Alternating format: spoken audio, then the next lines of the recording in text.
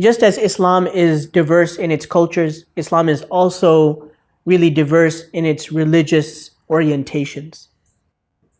The two major orthodoxies in Islam are Sunni Islam and Shia Islam.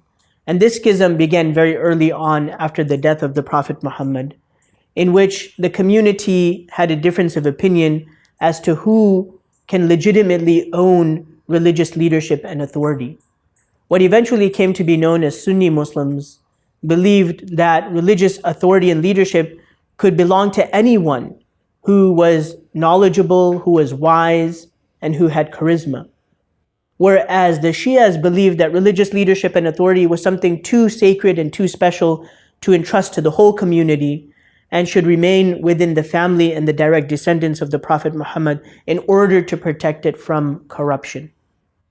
It is true that this schism turned into a major divide and ended up becoming a source of too many bloody wars in Muslim history.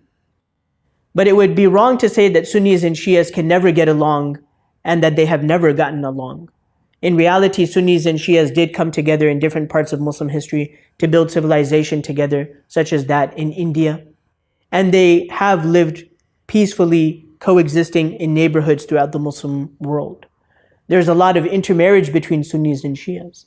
And even when we see the headlines today, for example, coming out of Iraq, we cannot reduce that violence to sectarianism. Because while it is true that Arab Sunnis and Shia Arabs have been locked in conflict since the fall of the Saddam regime, it is also true that the Sunni Kurds and the Shia Arabs have formed a political government. So we see that it's not as simple as sectarianism, but there are so many other factors at place.